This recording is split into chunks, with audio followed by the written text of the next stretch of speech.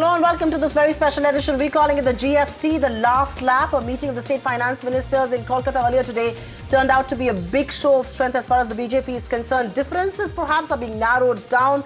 The cap on the rate will not be put in the constitution. A big demand of the Congress party being jumped by Finance Minister Jaitley there. The support perhaps gathering pace, but the big question is this going to be a bumpy ride to the finish line? And who better than five most eminent experts to decode that? But before I go to them, I would like to play back the sound bites of Finance Minister Jaitley and Amit Mitra, who's now heading the empowered Finance Ministers panel, and somebody who's been entrusted by none other than Mamata Banerjee to build the consensus that has largely eluded the GST so far. Virtually every state has supported the idea of GST. There's one state which has said that even though they have reservations on the GST, but they have how to make it implementable from their point of view, that is the state of Tamil Nadu. They have offered a few suggestions which have been noted in the committee meeting itself. Two issues on which the states want a further discussion. One is with regard to a further clarity on how the RNR, the revenue neutral rail itself, would be calculated. And therefore, Dr. Amit Mitra would be convening a meeting sometimes in July, once again. Before that, our officers would be also meeting separately. The second, with regard to the management of the taxation structure once GST is implemented, would raise some issues of dual control between the centre and the states. All states supported the GST today. The issues that were focused upon, primarily as explained by Union Finance Minister and by myself before you, one of course is the question of dual control. What happens is, if a small industry, small service, like a barber's shop, jo hair cutting karte hain, if they have two authorities honing on them, one central and one state, that becomes very, very bad. So we strongly raised this issue. First of all, the centre agreed that centre will not have control up to 1.5 crores. This is a big achievement of the meeting, where Union Minister agreed that below 1.5 crores, the state will have complete control. The second important element in all of this is the question of revenue neutral rate. On that question, what should be that magic number? 17% has been suggested by the the advisor to the finance minister, whereas 26.5% has been suggested by a research institute. So there is a huge difference between the two. All right, the difference between 17 to 26% will have to be narrowed for the GST to finally be a reality. But the most eminent panel on GST is joining us right here on ET now. I do have Rajeev Chandrashekhar, a member of parliament, and also somebody who's had his spy in Indian industry. Arvind Virmani, a very noted economist. Naushad Forbes, who joins us from the CII. Harishankar Subramaniam, the indirect tax leader at EY. And of course, I have Amit Sarkar of Thornton, India. Thank you very much, each one of you, for being with us. And Mr. Forbes, if I may begin by talking to you, because you represent Indian industry here, the right noises coming out of Kolkata, really, where FM says that virtually every state is on board. Are you willing to be as optimistic as perhaps a lot of the other commentators have been all day? Well, I think, as we've been saying all along, the opposition to GST has been purely political. It has not been any substantive issues. There were three issues that were raised. Two of the three issues were agreed to by the government. The third issue, too, as you know, we've been maintaining that if there was actually political will to move forward on GST, it would get addressed very quickly. So I think it's good to hear the optimism now in the air, and we look forward to GST happening soon. We're clear it will happen. I'm still not willing to say it's about to happen. I mean, until it's one of those things that will happen when it happens. All right, Naushad, Forbes there, cautiously optimistic, but Rajeev Chandrashekhar, I know you're a candid man. Are you willing to be optimistic? Do you see light at this end of this tunnel? A big show of strength there, 22 finance ministers in attendance, the BJP essentially calling the shots. Can GST, one of India's most indirect, ambitious tax reforms, be a reality finally? Are we in the last lap? Are we a step closer? No, Sophia, so I don't really know. I mean, I am positive in the sense that I have been positive in that the GST bill is an absolute necessity for the country and the economy. It is, like you said today, it's one of the biggest indirect taxation reforms since independence, and it is something that everybody in the country wants. The small business, the big business, the entrepreneur, everybody wants a large Indian common market to evolve and develop. To that extent, I think the political moves that have been made by the finance minister in the last 2 days to creating a larger, broader-based consensus for the GST bill is something very positive. And I'm hopeful, I'm very, very hopeful that in the monsoon session, this bill would pass, even if it is continuing to be inexplicably opposed by the Congress. All right, so inexplicable opposition will perhaps be seen evaporating. Dr. Virmani, we had a chat before the show began a little while back, and you said you are more optimistic than being skeptical like you have been in the past. What's fueling your optimism right now? Well, basically, because if there was opposition, it would have been expressed by some of the finance ministers. And at least so far, I haven't really heard anything from you people.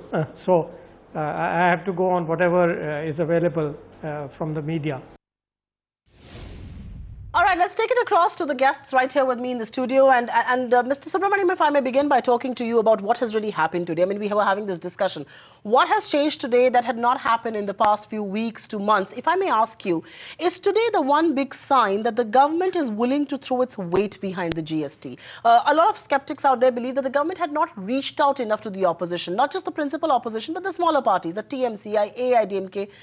Today, it looks like the finance minister is willing to throw his weight behind this one. I would definitely say it's a step closer, because you had the Empowered Committee meeting after a long hiatus under the chairmanship of Mr. Amit Mitra after he was elected as the chairman. Fundamentally, what happened today? You had a record attendance of states and union territories. All the facts and contentious issues were put on the table, and it appears that there is a consensus except Tamil Nadu, which has a few reservations. So fundamentally, what the finance minister is trying to do is that other than the parlays that they may be holding on a one-on-one with either the main opposition party or the other opposition party, is actually brought it to the right forum. This is the real forum in our federal structure, which is the Empowered Committee. That's an important point that you're bringing to the table, because despite all the opposition at the central level, the state chief ministers of Congress haven't really raised a lot of stink, and we'll discuss that issue in just a bit. But Naushad, Forbes, if I throw this to you, the opposition that Mr. Subramaniam spoke about, which is coming from Tamil Nadu, do you believe at one level this is going to be a bumpy ride to the finish line? I mean, while we are all celebrating that, yes, we're a step closer, this is the last lap, opposition altogether hasn't evaporated. Yes, I think it's, I think what's going to finally happen on GST is that, after all of the contention around GST, I think when it finally happens, it'll suddenly just happen, and then it'll just be done. So it's, in a way, I think, the way that the GST fight will end is that it will end with a whimper rather than with a big with any kind of a crescendo. I don't know if it's going to end in a whimper. We will surely be cheering it the loudest when it does finally happen. But Mr. Sarkar, if I may throw this to you, I mean, it was a show of strength, and there's no denying that today. The FM very categorically said the cap on rate will not be a part of the constitution. He said it on the floor of the House, that's one thing, and to say it after a meeting of the state finance ministers is quite another. I want to talk to you about both the merits and the demerits of something like this, because proponents of that suggestion do say that rates can go up astronomically high. You should have them in the constitution, and of course those who diss them say there's no point. I mean, there's never a cap on a tax rate within the constitution. Which side of this debate are you on? Well, frankly, you can't have a tax rate cap on the constitution, especially a tax as economy sensitive as a GST. Secondly, if we look around and we try to find out if there are similar kind of caps, there are not too many economies which actually have this kind of a cap enshrined. And very frankly, and I'll quote what the finance minister himself said, justifying why he's resisting having a rate put in the constitution itself. And very rightly so. If tomorrow the government of the day decides to charge an astronomically high indirect tax, the trade and industry, along with the common man, will vote the government out of power. So there's a inbuilt political hesitancy to have a astronomically high indirect tax levy. Secondly, if you're looking at having this kind of a structure, you can always bring in a cap by insertion in the act itself, which is where the control mechanisms are there. Right. And tomorrow, if you want to change the rate by simple majority, the government should be empowered to do so. So the adequate checks and balances already exist. Why do you want to have that cap in the constitution becomes a point of debate. And of course, there is logic in saying that you must have a cap because you do not want to have an inflationary impact, etc. But I think the way in which the economy is going to absorb a high rate, or basically resist it and throw it back to the government, that always exists. Fair point indeed. But Rajeev, I want to get this question to you. You are a policy maker of sorts yourselves in the Raj Sabha. You've had some experience as being part of the industry. Is there any merit at all in insisting on a cap? I mean, the Congress party is having a lot of political opposition on this one. But is there any merit at all? I mean, my guests here believe that if there was ever to be an astronomical rate, the government of the day can be voted out. There can be enough pressure built to do away with something like this. But just to be the devil's advocate, is there any merit? No, I think I really, even if I wear a very, very independent, neutral hat, I see absolutely no merit for the Constitution of India to be having caps on taxes. Because if you have a cap on GST, you are opening the door to then prescribing the highest slab for income tax, highest slab for, say, every other tax and customs duty and excise duty and all of that. It makes no sense to have within the Constitution a slab on tax rates, because we don't know what the scenario is, and we clearly don't want to be going around and amending the Constitution to do in the future in terms of some numerical figure that has been fixed there. I genuinely, from the bottom of my heart, believe that is not an argument that finds too much support. The opposition can play a role even in Parliament if taxes are too high. They can create media pressure on the government. They can create all kinds of other pressure on the government to moderate taxes if they believe taxes are going to be too high in the future. So this is not an argument, in my opinion, that has very much merit. The other two arguments that the Congress has is worth exploring. The dispute resolution, an alternate dispute resolution mechanism, for example, is something which I think the finance minister has also said on record that he is willing to explore. But to take, to create an artificial paranoia about a popularly elected government going to do something that is absolutely contrary to what a popular mandate will be, which is to hike taxes, why would they do that? Just that you touched upon those two additional demands of the Congress party, and because you yourself believe there is some merit in this, Mr. Subramaniam, the 1% additional tax levy, and I think by all practical purposes, the finance minister did say it's going to go. He says there is some amount of reconsidering that and review that we will do. But it's not as if the opposition to that has ceased to exist. I mean, Tamil Nadu till late this evening has said that we are a manufacturing state, we will be hit, we should have the power to levy additional tax. If you levy additional tax, it's a distorted GST. If you don't, you have states up in arms. Could there be a middle way? No, fundamentally, the 1% origin tax goes against the very grain of GST, which is a destination tax. Because it will completely distort supply chains, and you really are going back to a scenario where you are a CST at 1%. So fundamentally, that argument doesn't exist. Now, as far as manufacturing states wanting it, anyway, there is a compensation mechanism that the center has promised. And also, fundamentally, I don't understand. If you are a manufacturing state, the consumption in your state, because of economic development, will always be higher. So I don't know where is this whole argument coming from. So 1% in my view is not something that is going to be very politically sticky. The finance minister has made any number of statements that he's willing to reconsider. And I believe for the design of GST and from a point of view of moving to a more friendly indirect tax regime, 1% should be dropped altogether. Mr. Forbes, you want to come in on that? I remember having a chat with you a while back and you said 1% for all practical purposes should go, and the finance minister has very much indicated there, the tax expert on our show believes it's against the grain of the GST. Do you still believe that given the opposition that the AIADMK has put forward on this one, and of course they're going to be very, very crucial to the passage of the GST with Jayalalitha meeting the Prime Minister this evening. My question really is, do you believe there could be a consensus that could be built between not having the tax and yet having states that are demanding for it on board? Well, I think this 1%. I mean, I'm very glad that that there was opposition to because the moment you have these carve-outs and these extra taxes that are not part of GST, you're diluting the essence of GST. So I think it's a very good thing that we're now moving ahead without the 1% extra levy.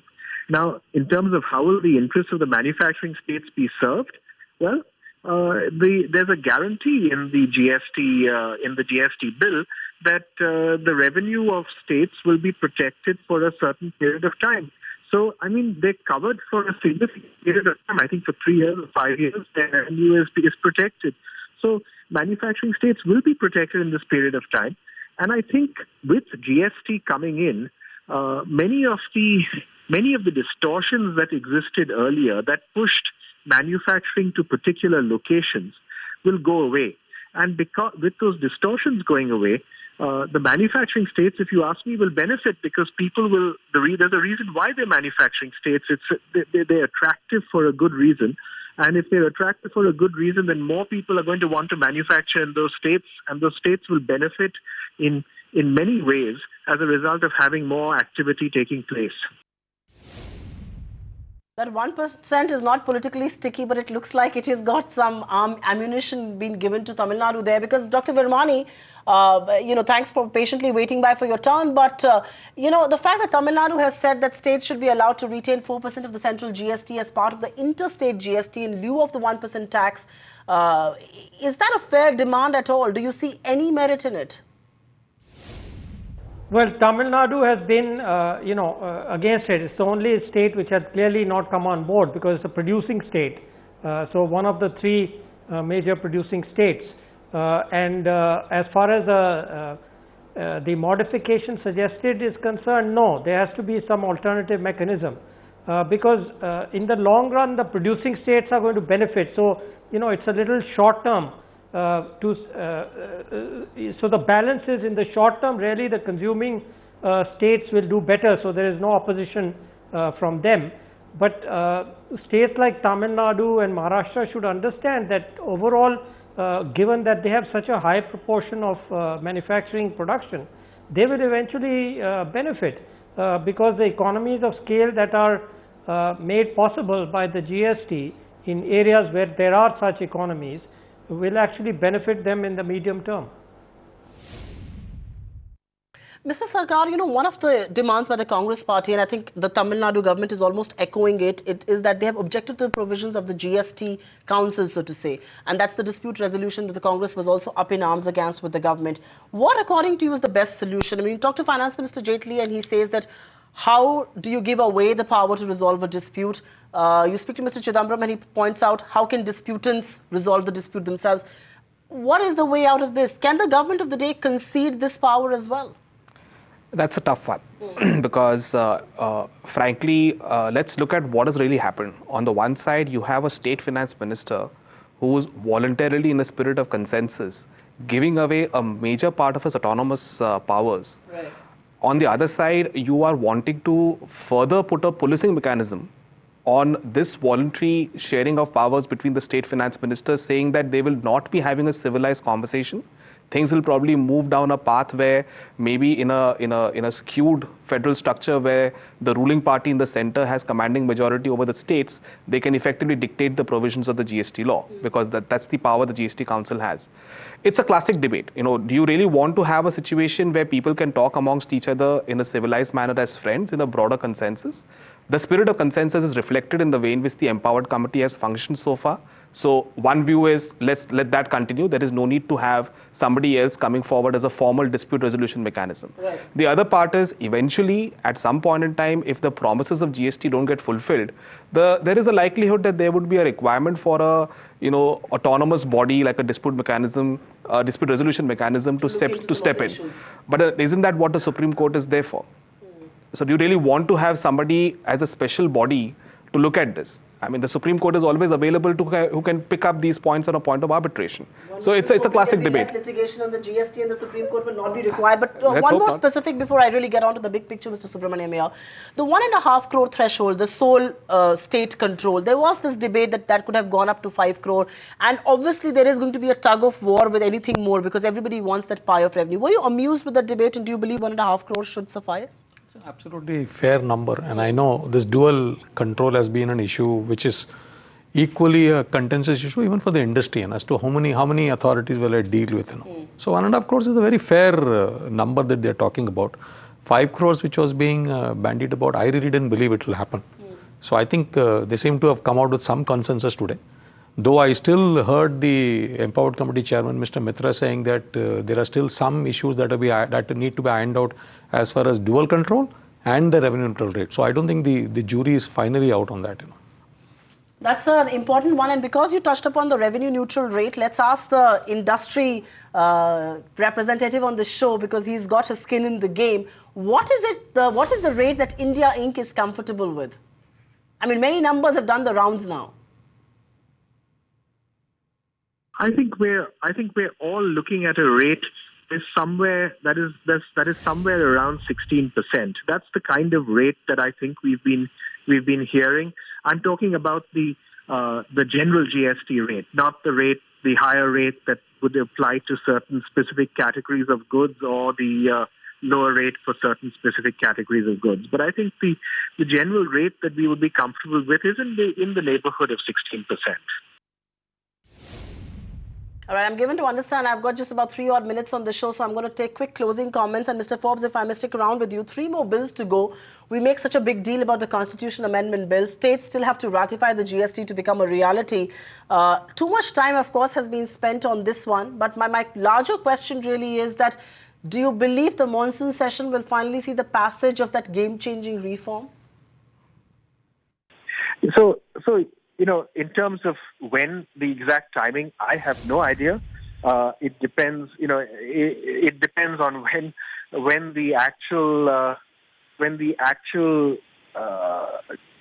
vote count is adequate to pass the bill. I mean, I'm not able to judge when that is actually going to be. I'm just cheered by the current optimism and the current projections that are being made that with more and more states on board, the government will be able to pass the bill in the Rajya Sabha.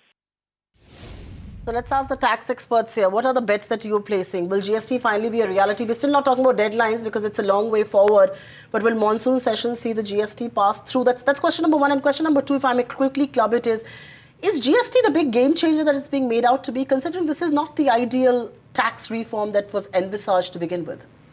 On the aspect of whether it will happen, the Constitution Amendment will pass through in the monsoon session, that's a political game, I mean, they seem to be pretty optimistic. It's best not to place especially after the Rajya Sabha elections, but I would really not crystal gaze on a political approach. My view is, yes, it will be a game changer. It may not be the most ideal design, because I don't think in a fragmented polity like India and a federal structure like India, you can really come out with something very ideal at the outset. But even in the structure and with the GST is envisaged, it will definitely benefit the industry in the medium to long term. I don't think I have any doubts on that. You concur with him that even though it may not be the ideal GST, petrol and alcohol is still out of it, we're still going back and forth on rates, but it will still be a game changer. It will be a reform that will change how indirect taxation is computed, calculated. Not a game changer in the short term. Definitely a big influencer in the medium term. certainly a game changer in the long term, which is 5 years from now. And that's because all of us are also very equally aware that this is a diluted form of GST.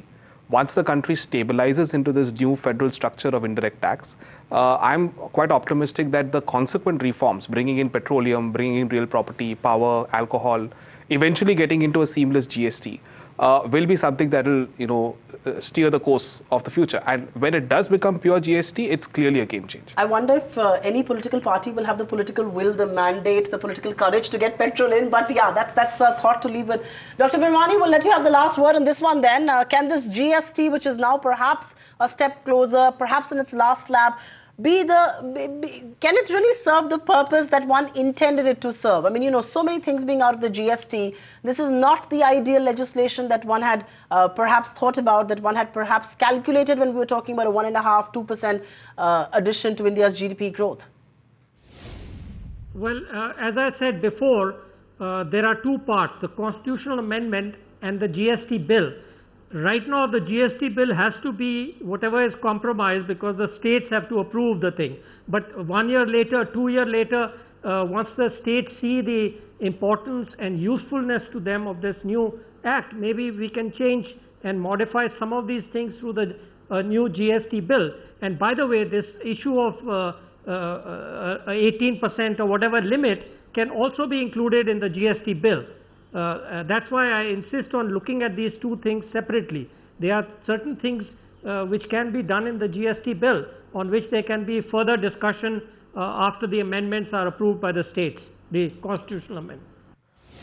All right, on that note, gentlemen, thank you very much for being with us on this very special edition. GST, the last lap is what we are calling it. We do hope and keep our fingers crossed on GST really being a reality as far as the monsoon session is concerned. It's a long way to go, even if the GST Constitution Amendment Bill is passed in the Rajya Sabha in the monsoon session. Remember, for the benefit of our viewers here, we must point out there are 3 additional bills that have to be passed. 50% of states in India have to ratify this, and only then can this be a reality. Of course, many administrative, bureaucratic changes will need to be made at an administrative level for GST to be a reality, but it's a reform that has been in the making for 10 long years, and we do hope the politics will not prevail on this one. Thank you very much for tuning in, viewers.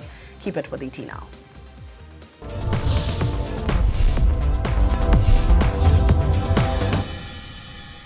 Find us on Facebook at facebook.com/ETNow and don't forget to click the like button. You can also follow us on Twitter at ETNowLive. To stay updated with all our programming, hit the subscribe button on our YouTube channel by logging on to youtube.com/user/ETNow.